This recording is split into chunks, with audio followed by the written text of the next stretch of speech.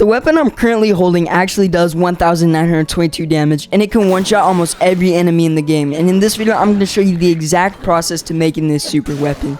The first thing you're going to want to do is find a decayed version of the Royal Guard's Claymore and break it.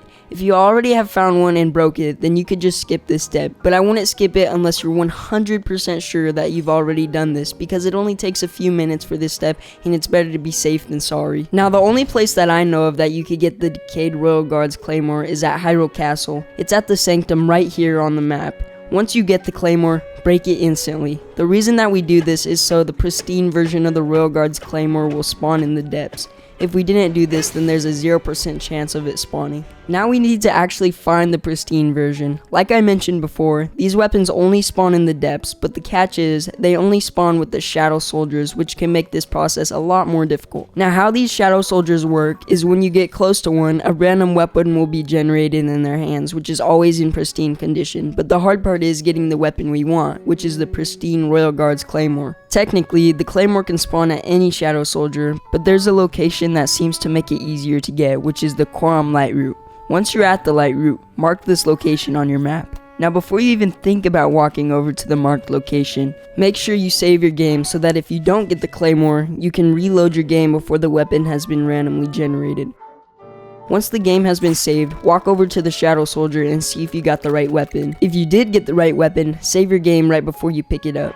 If you didn't get the right weapon, no worries, just reload your game to the save we made earlier and keep repeating the process until you get the Claymore. It's very important that you save your game right before picking it up though. Now pick up the weapon and see if you got a plus 10 attack boost. If you didn't, keep reloading your game to the save file we just made until you get it. Now we need to get the right armor to give us a special attack boost on our weapon called Bone Weapon Proficiency. There are two armor sets that work for this, which are the Evil Spirit armor set and the Radiant armor set. To get the Radiant armor, you could go to Kakariko Village and purchase the entire set for 15,000 rupees, but if you can help the store clerk's grandma, she'll end up giving you a discount of 2,400 rupees for the whole set. In order to get the Bone Weapon Proficiency attack boost, you'll need to upgrade the whole set by 2 stars using a Great Fairy. If that doesn't sound fun for you, you can always get the Evil Spirit armor set by completing the 3 labyrinths spread across Hyrule, and you don't have to upgrade this set. I'll leave a link in the description below to some guides for getting the armor sets. Now once you have one of the armor sets with the Bone Weapon Proficiency attack boost, we can move on to the next step, which is making some attack up food.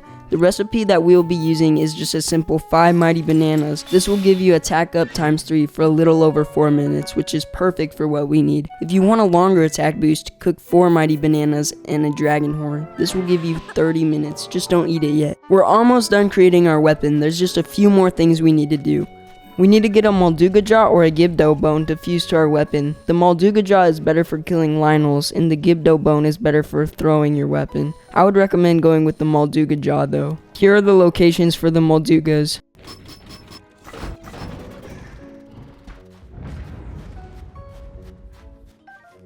Once you have your jaw, fuse it onto our pristine Royal Guard's Claymore.